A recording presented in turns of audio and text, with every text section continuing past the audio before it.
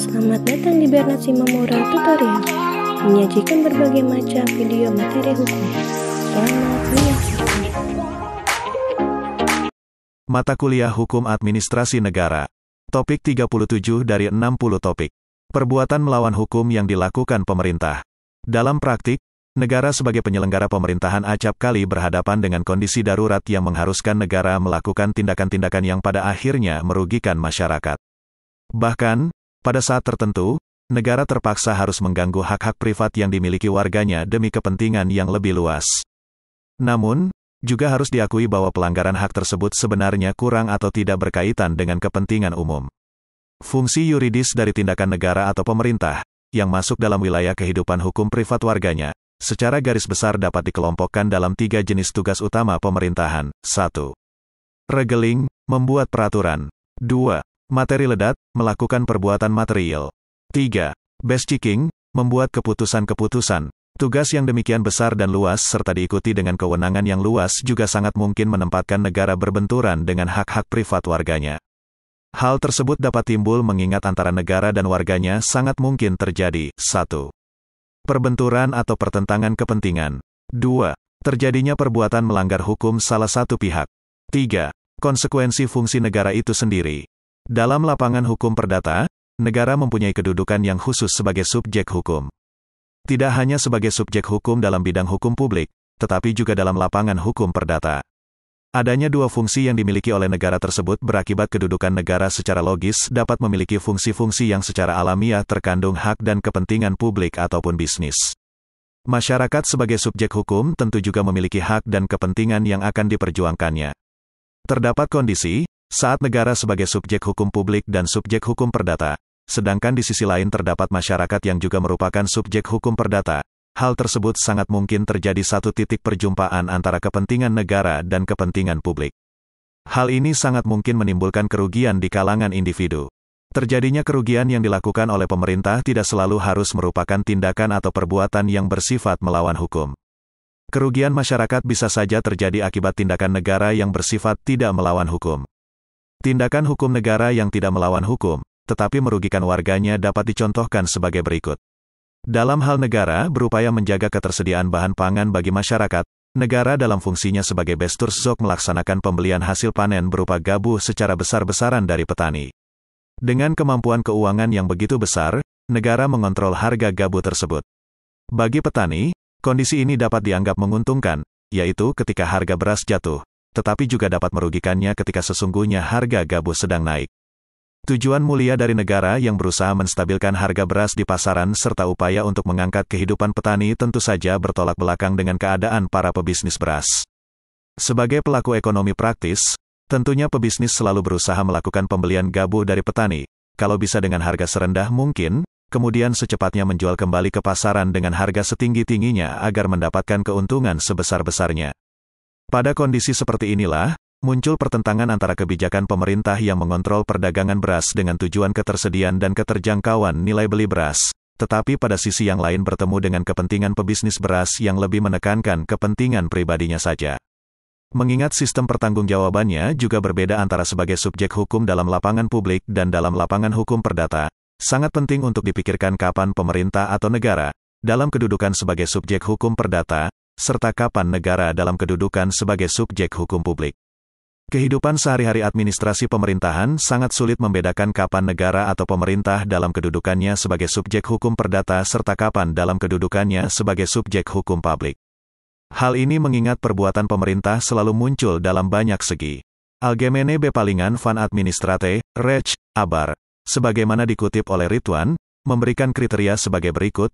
Tindakan hukum yang dilakukan oleh pemerintah dalam menjalankan fungsi pemerintahannya dapat dibedakan dalam tindakan hukum publik dan hukum privat. Tindakan hukum publik berarti tindakan hukum yang dilakukan tersebut didasarkan pada hukum publik, yaitu tindakan hukum yang dilakukan berdasarkan hukum publik, sedangkan tindakan hukum privat adalah tindakan hukum yang didasarkan pada ketentuan hukum keperdataan. Berdasarkan pandangan yang dikemukakan oleh Abar tersebut, dapat ditetapkan kriteria berdasarkan sebab atau sumber kewenangan yang ada pada pemerintah. Persoalannya, pengujian tersebut dilakukan berdasarkan sumber kewenangan yang ada, apakah didasarkan pada sumber kewenangan publik atau perdata. Penerapan kriteria berdasarkan sebab atau sumber kewenangan di atas belum menyelesaikan masalah penentuan kedudukan negara, apakah sebagai subjek hukum publik atau perdata. Dalam praktik sehari-hari, perbuatan pemerintah muncul dalam keadaan komplit dan utuh. Artinya, perbuatan pemerintah tersebut, selain mengandung aspek keperdataannya, juga mengandung aspek hukum publiknya. Dalam upaya menentukan kedudukan, berkaitan makin beragam dan luasnya peran pemerintahan saat ini. Untuk menentukan jenis tindakan negara ini masih perlu dilakukan pengembangan teori-teori yang sudah ada. Dalam dunia peradilan, masalah yang menyangkut kedudukan dan jenis tindakan ini akan sangat berpengaruh terhadap penentuan kompetensi pengadilan yang berkompeten menanganinya. Menurut Mukni, adanya perbuatan melanggar hukum yang dilakukan negara, onrechtmatige overheidsdaad atau OOD, dapat berpotensi menimbulkan kerugian pada pihak individu. Kerugian masyarakat tersebut dapat timbul karena kesengajaan melakukan OOD, tetapi acap kali terjadi secara tidak disengaja. Dalam garis besarnya, perbuatan pemerintah yang melanggar hukum tersebut dapat diklasifikasikan dalam beberapa jenis. 1. Perbuatan melawan hukum oleh penguasa, onrechtmatige overheidsdaad. 2. Perbuatan melawan undang-undang, onwetmatige daad. 3. Perbuatan yang tidak tepat, onjuis. 4. Perbuatan yang tidak bermanfaat, ondulmatige. 5. Perbuatan yang menyalahgunakan wewenang, detumimen de pauvoir. Pada perbuatan melawan hukum yang dilakukan oleh subjek hukum perdata, penanganannya menurut Mukni menggunakan ketentuan dalam KUH Perdata, yaitu Pasal 13.655 atau Pasal 1401 BW Belanda. Dalam pengaturan KUH Perdata tersebut, tidak dibedakan subjek hukum pelaku, apakah subjek pelaku merupakan badan publik atau subjek hukum perdata biasa. Pada pokoknya, setiap subjek hukum yang mengakibatkan munculnya kerugian bagi pihak lain menjadi kewajiban baginya untuk bertanggung jawab terhadap segala kerugian yang timbul dan diderita pihak lain. Berdasarkan pendapat di atas, negara atau pemerintahan dalam kedudukannya sebagai subjek hukum publik dianggap sebagai subjek hukum pula. Apabila negara melakukan tindakan yang mengakibatkan kerugian bagi warganya, kepada negara juga dimintakan pertanggungjawaban serta wajib membayar ganti rugi atas segala kerugian yang diderita warganya sebagai akibat tindakan negara tersebut. Berbicara lebih terperinci mengenai perbuatan melawan hukum oleh penguasa ini, pada masa yang lalu hanya berlaku pada tindakan negara dalam wilayah hukum privat. Negara dalam kualitasnya sebagai subjek hukum yang melaksanakan tindakan di bidang hukum publik tidak dapat dimintai pertanggungjawaban. Namun, dalam perkembangannya, prinsip bahwa negara tidak dapat dimintai pertanggungjawaban di bidang publik tersebut mulai bergeser setelah terjadinya kasus yang dinamai November Revolutie Arrest di Belanda. Dalam arrest tersebut, hakim telah dapat menerima ajaran atau pandangan yang menyatakan bahwa negara atau pemerintah dapat dimintai pertanggungjawaban atas segala tindakannya di wilayah hukum publik. Perkembangan ajaran mengenai perbuatan melawan hukum yang dilakukan pemerintah ditandai dengan adanya kasus perkara Kasum, Putusan nomor 66K, SIP, 1952, serta perkara Josopandojo, Putusan nomor 838K, SIP, 1972.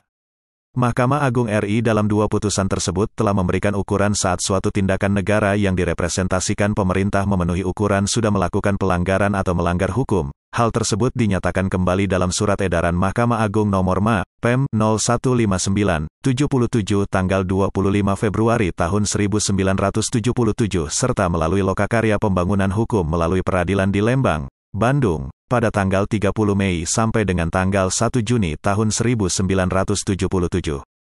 Ukuran yang digunakan Mahkamah Agung RI tentang tindakan negara yang dianggap melanggar atau melawan hukum adalah apa yang dilakukan oleh pihak pemerintah tersebut dapat dikatakan sebagai perbuatan sewenang-wenang dari pemerintah atau merupakan tindakan yang tidak cukup anasir kepentingan umum.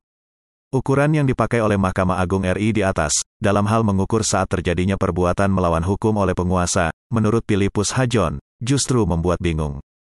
Kebimbangan bahkan keruwetan terminasi ukuran Mahkamah Agung RI ini didasarkan pada parameter yang digunakan. Kandungan yang ada dalam parameter berisi sesuatu hal yang bersifat rancu. Kerancuan itu muncul karena digabungkannya kata atau istilah sewenang-wenang, dan tidak cukup anasir umumnya. Secara berlawanan, melalui kata-kata tersebut, suatu tindakan yang dilakukan pemerintah dengan sewenang-wenang dapat saja dianggap bukan pelanggaran hukum apabila ternyata perbuatan itu diarahkan bagi kepentingan umum. Ukuran yang digunakan untuk menentukan apakah suatu perbuatan pemerintah masuk dalam perbuatan melawan hukum oleh penguasa pada akhirnya berlanjut serta berkembang saat dilakukan penyelesaian perkara-perkara berikutnya. Khususnya, dalam kasus Josopandojo, Mahkamah Agung RI ternyata menegaskan bahwa ukuran Rejmatigate dari perbuatan yang dilakukan pemerintah adalah tindakan tersebut sesuai dengan undang-undang dan peraturan formal positif yang berlaku serta kepatuhan dalam masyarakat yang sepatutnya dipedomani oleh pemerintah. Mahkamah Agung juga memberikan penegasan bahwa kebijaksanaan yang diterbitkan pemerintah merupakan objek hukum yang tidak termasuk kewenangan pengadilan untuk menilainya. Berdasarkan parameter di atas, pihak negara yang direpresentasikan oleh pemerintah baru bisa dikatakan sudah melakukan perbuatan melawan hukum oleh penguasa, jika sudah melakukan pelanggaran terhadap hukum formal positif atau kepatuhan yang berlaku di masyarakat. Hal tersebut sekaligus menjadi bukti bahwa Mahkamah Agung lebih menitikberatkan pada sisi Rejmatigate daripada Dulmatigate-nya. Dalam kriteria ini, Mahkamah Agung RI menegaskan bahwa kebijaksanaan, yang merupakan penilaian Dulmatigate, bukan merupakan kompetensi pengadilan untuk menilainya. Beberapa perbuatan negara selaku penguasa di wilayah hukum publik yang mempunyai potensi untuk menimbulkan kerugian kepada warganya dapat saja terjadi. Tidak hanya tindakan nyata yang tidak berdasarkan hukum sama sekali, tetapi dapat saja terjadi pada waktu pemerintah sedang melaksanakan suatu ketentuan perundangan formal. Contohnya adalah saat pemerintah melakukan proses pengadaan tanah untuk kepentingan pembangunan, sebagaimana diatur Kepres Nomor 55 Tahun 1997. Akibat limitasi negara dalam daya dukung bidang keuangan, negara terbawa pada kondisi untuk menetapkan nilai ganti rugi atas tanah, yang akan digunakan untuk kepentingan pembangunan, dengan tingkat harga yang belum sesuai dengan keinginan dari pihak pemilik tanah yang akan digunakan oleh negara. Muncul kerugian di pihak pemilik tanah akibat dilakukannya fungsi-fungsi pemerintah dalam bidang pengadaan sarana dan prasarana. Tindakan atau perbuatan negara yang melawan undang-undang Rejmatigate merupakan perbuatan pemerintah yang nyata-nyata telah melanggar peraturan atau perundangan, baik secara material maupun formil. Perundangan dalam masalah ini harus dimaknai sebagai semua kaidah hukum yang mengatur hubungan antara negara dan rakyatnya. Hal ini sesuai dengan pendapat dari Paul Laben yang dikutip oleh Musan dengan menyatakan bahwa agar suatu perundangan dapat mengikat umum, harus dipenuhi dua anasir berikut. A. Anasir yang disebut anornung, yakni penetapan peraturan, kaidah, hukum dengan tegas. B. Anasir yang disebut rekatsas, yakni peraturan, kaidah, hukum itu sendiri. Berdasarkan pendapat yang dikemukakan oleh Paul Laben, dapat ditarik kesimpulan bahwa makna tindakan atau perbuatan yang bersifat melanggar hukum mempunyai makna lebih luas dibandingkan dengan makna tindakan atau perbuatan negara yang bersifat melanggar undang-undang. Perbuatan yang tidak tepat, onjuis, merupakan perbuatan pemerintah atau negara yang menurut Musan diartikan sebagai ketidaktepatan suatu perbuatan atau keputusan dari administrasi negara. Ketidaktepatan ini bisa saja terjadi akibat perbedaan interpretasi atas bunyi peraturan atau kelemahan dasar pertimbangan yang digunakan. Dalam beberapa hal, tindakan yang dilakukan oleh negara yang direpresentasikan oleh pemerintah juga dapat dianggap sebagai perbuatan yang bersifat sewenang-wenang manakala tindakan atau perbuatan yang dilakukan ternyata tidak bermanfaat, Dulmatigate. Perihal tersebut dipertegas lagi berdasarkan pendapat Musan yang menyatakan bahwa tindakan tersebut merupakan suatu perbuatan yang dilakukan oleh pemerintah, tetapi perbuatan tersebut tidak atau kurang memberikan kegunaan yang langsung bagi kesejahteraan warga masyarakat. Perbuatan demikian dapat dianggap sebagai perbuatan yang sewenang-wenang. Pemerintah dapat juga dianggap melakukan perbuatan sewenang-wenang manakala perbuatan tersebut telah keluar dari tujuan asli sebagaimana diatur dalam undang-undang. Menurut Kuncoro Purbo Pranoto, hal itu masuk dalam kategori perbuatan détournement de pouvoir atau perbuatan yang menyalahgunakan wewenang. Itulah materi topik ke-37 Hukum Administrasi Negara. Channel ini sangat membantu para mahasiswa di perguruan tinggi manapun di Indonesia dan masyarakat umum. Subscribe dan like, agar Anda mendapatkan update tutorial lainnya. Bagikan juga link video ini, agar teman lain juga mendapatkan manfaat channel ini. Sampai jumpa.